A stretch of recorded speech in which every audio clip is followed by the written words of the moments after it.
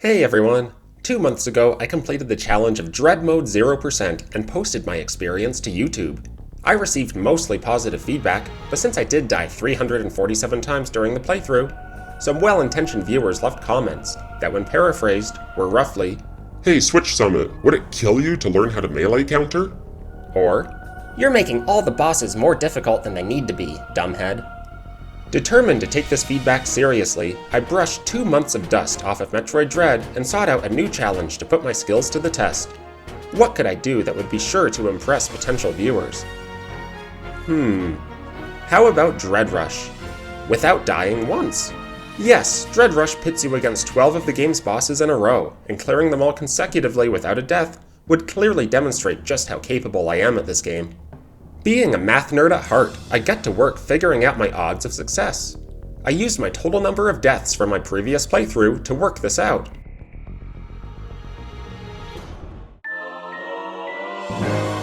One in 87 billion. So you're telling me there's a chance? Not wanting to stack the odds too strongly in my favor, I decided to add an extra wrinkle to make this challenge more difficult. I would do the whole thing without firing a single missile. This would make the bosses even more difficult than under 0% conditions when you have 15 missiles plus refills. With my confidence sky high, it was time to jump in. This is the story of how I pulled off a Deathless Dread Rush without firing a single missile.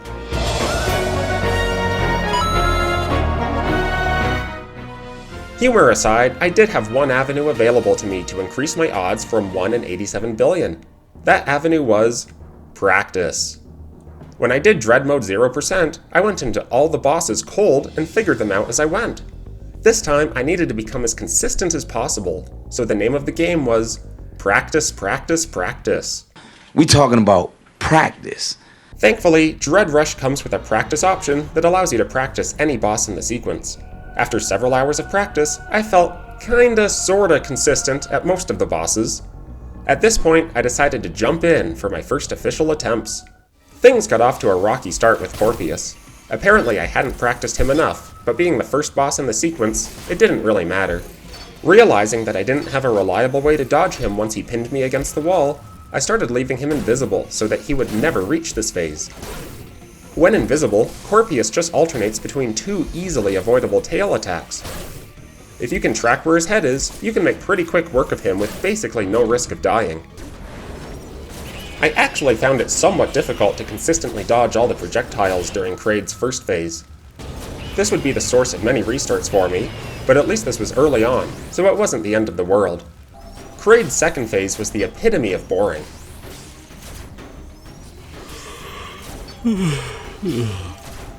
The lack of missiles really made this phase drag on. I would usually need at least 2 opportunities to melee counter before I could finish Kraid off. I was pretty conservative at dropping back to the bottom if Kraid did any of his other moves that I could not counter. There's not much to say about the Artaria central unit. There's really no reason to die here. Next up is Drogiga, and this boss closely rivals Kraid for the most boring boss in the run. I was managing to find ways to die here early on, but eventually I got my act together. It takes 3 trips across the room, blasting Drogiga's core, to win this battle. I had these first 4 bosses separated out in my mind. They're all highly boring, and not just because I had to grind through them so many times. I got to a point where they presented almost no challenge. I'd still have the occasional death in Kraid's first phase, but otherwise I'd sail through. The next 4 bosses were really the crux for me. More challenging, more interesting, and, if I could clear them, I'd have a legit shot to complete the challenge. This stretch begins with the Robot Chozo Soldier. Not overly difficult, I'd get into a good rhythm of going back and forth over his head while blasting him. Generally, his only move that would cause stress for me is his triple laser shot, the variety where each individual shot fires at a different angle. I could often dodge it by staying calm and reacting quickly, but it would occasionally get the best of me. Clearing the Robot Chozo Soldier brings you to SQ. Oh my goodness, SQ. If you watched my Dread Mode 0% video, you'll know that SQ gave me absolute fits, killing me 48 times. Really, it derailed the run into a bit of a circus. There was perhaps no boss I was dreading more in this challenge than SQ, and a large amount of my practice time went into this battle. Considering he only has 3 attacks, it can feel fiendishly difficult to stay alive here. Timing and rhythm are everything. to be airborne when the black orb explodes, to clear his little daggers without the leading one or the highest one hitting you, and to dodge his charge attack. I had improved my consistency here a lot, but there was still one move that kept causing me to die. When SQ charges clear to the other end of the room and into the wall. Eventually, I learned that doing a spin boost to flash shift would keep me airborne for just long enough that SQ would move out from under me before I landed. As I continued racking up attempts, something miraculous and very satisfying happened. I actually became consistent at SQ, defeating him far more times than he defeated me. He went from one of my most hated bosses to one of my favorites, requiring intense focus but having a feeling of fairness. The battle was within my control, and I would succeed if I did not make a mistake. The reward for progressing past SQ is a date with experiment number Z57. At this point in an attempt, my nerves would be starting to tighten up, and here more so than in other spots, the pressure would hurt me. Jumping back and forth over the pink goo feels trivial when I'm in practice mode, and it rarely kills me. But on real attempts, for some reason I've died several times here. It got to the point where I had to consciously remind myself to not worry about getting in an extra shot on the boss, and instead, just focus on preparing for the jump. I made the decision to use the quick kill strategy in this battle. That is, charging up and unleashing a shine spark at the start of the boss's second phase. Although the timing required felt a bit tricky at first and took some practice, I decided I'd rather end the battle quickly. The longer a battle goes on for, the more opportunities there are for me to die. I'm pleased to report that I didn't suffer any deaths when executing the quick kill. And that brings us to boss number 8, the last boss of the middle 4 bosses. And if there is a singular boss that is the crux of the whole challenge for me, this is it. The twin robot Chozo Soldier battle. It may surprise you that this is what I consider to be the crux. It's not because I find this to outright be the most difficult battle, but I do find it to be the least consistent. Every other boss behaves predictably, allowing me to establish a rhythm and lean into my muscle memory from my hours of practice. But in this battle, there are 2 moving soldiers, and despite my efforts to lure them back and forth so I can focus on just one at a time, at some point during the battle, one of the soldiers will get out of position, forcing me to move to a different part of the room. This usually leads to both soldiers ending up out of position, possibly cornering me, both doing a random attack from their large arsenal that I need to improvise to dodge. Often, I would clear this battle in practice, but it gave me very little confidence as each time I reached the battle, there'd be something new to deal with that I hadn't seen before. After a few runs ending here, I did manage to break through and get past this boss. This brings us to the final 4 bosses. What I really wanted each time I got to this point was just to get an attempt at Ravenbeak, but there were 3 more bosses to get past first, with Galzuna coming up next. There isn't much to say about Galzuna. This boss is possibly easier than the Artaria Central Unit, and I actually find the green ball at the end to be more stressful than the actual battle with Galzuna. This was my first time this deep into the run without a death, and I was moving on to boss number 10, the Elite Chozo Soldier. What I learned in practice is that this boss, as well as Ravenbeak, can be damaged more quickly by spamming the fire button instead of holding it down to charge up a shot.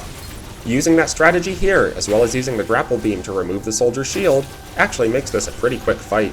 The boss does have some quick moves in the second phase, and the annoying black sludge can get you if you're not fully dialed in, but overall, I felt good about my odds here. Unfortunately, my confidence was misplaced, as I was slightly late to jump out of the way of the sludge. Disappointed, I had to start all the way back from square one, trying to get on another run that would reach the final few bosses.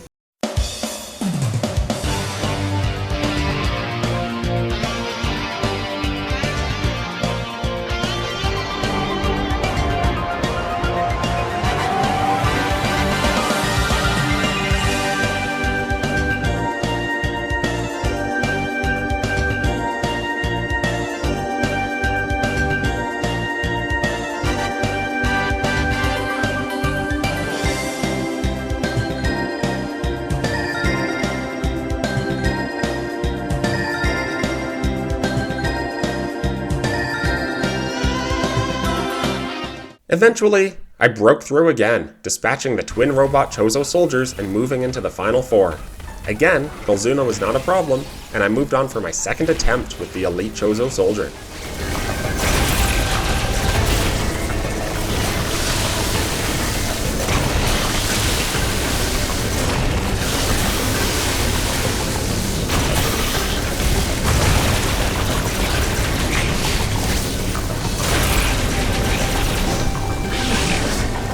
This time, I pulled it off, and now there was only one boss in between me and Ravenbeak.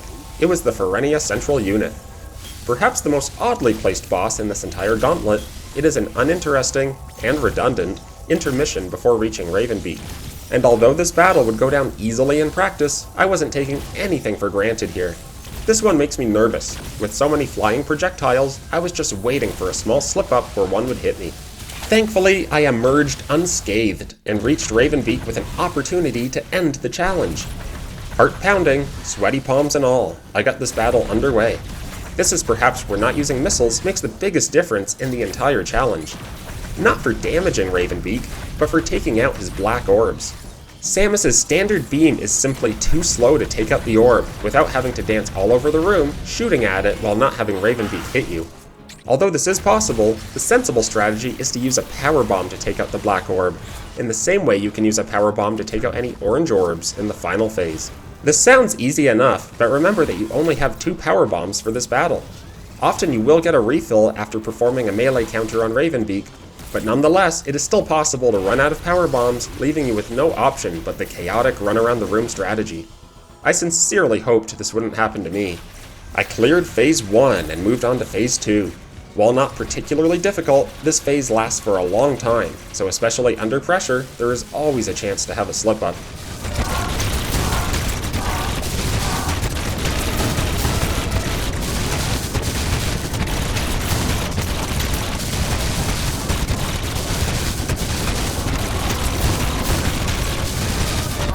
I moved on to the final phase, Phase 3, and I could practically taste the victory at this point. I repeatedly told myself to watch out for his dash attacks, especially the type where he levitates in the air first. I had a history of not reacting quickly enough to this attack.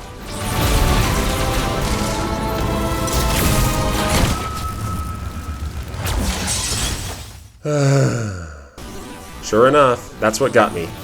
My real mistake here was waiting too long to drop a power bomb. Ravenbeak initiated his levitating dash attack before I even laid the bomb. Although I still had a narrow window of time where it was possible to jump out of the way, my attention was more on the black orb than on Ravenbeak. It was the worst attack he could have possibly used at that time. Disappointed, I was back at square one again, having to clear the first 11 bosses consecutively to get another attempt at Ravenbeak. And this is where the inconsistency of the twin robot Chozo soldiers reared its ugly head.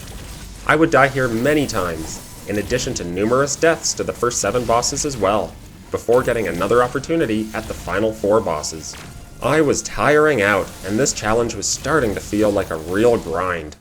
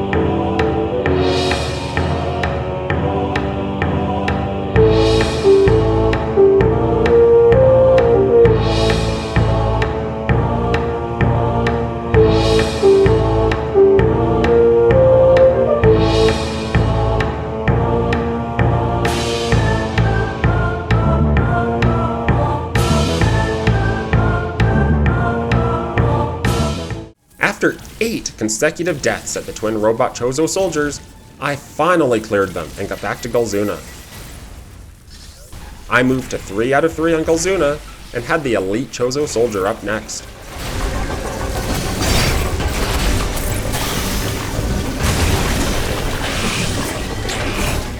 I moved to 2 out of 3 on this battle, and now had only the Ferenia Central Unit between me and Ravenbeak again.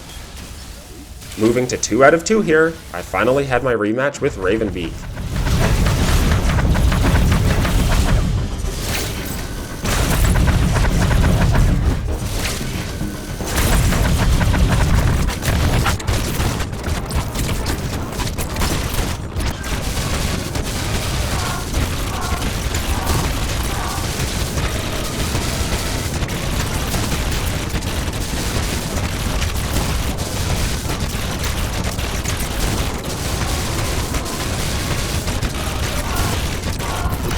I reached his final phase again, and like last time, was echoing the thought in my head to watch out for his dashes.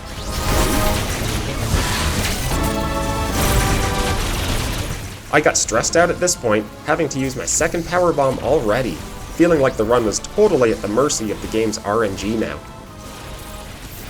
Thankfully, he allowed me to counter him shortly after, which refilled my power bombs.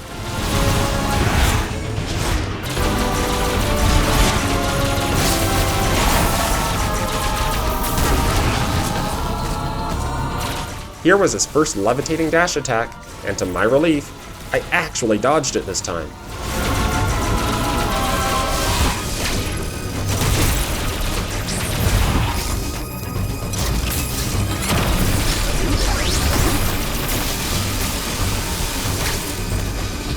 And wow, I totally deserved to die there.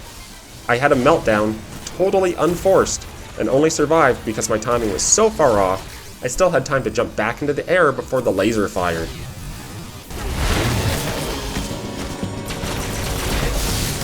I dodged his levitating dash attack for a second time, and I knew I was close now.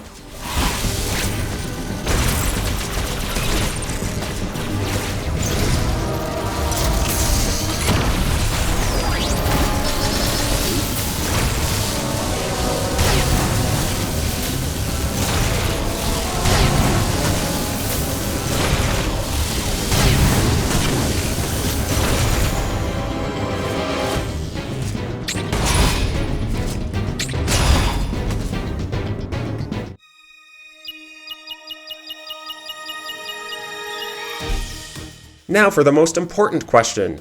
Where does Dread Rush Deathless No Missiles rank on the Summit Challenge scale?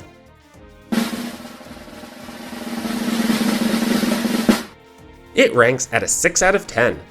This is really close to a 7, but ultimately, this just didn't consume enough time to rank that high. It took me 14 hours of attempts to pull this off, and I nearly did it in just 9 hours, which was the first time I got to Ravenbeak. That said, at times this challenge was a bit miserable, having to grind through the early bosses again and again. The focus required also made many of these hours quite exhausting, and the intensity and pressure was often high, knowing a single mistake would mean restarting from the beginning. So we'll call this a high 6. That's it for this challenge. If you enjoyed it, please like and subscribe. Also, I've left a link in the description to an unlisted video showing the raw footage of the successful run, so check that out if you're interested. Bye for now!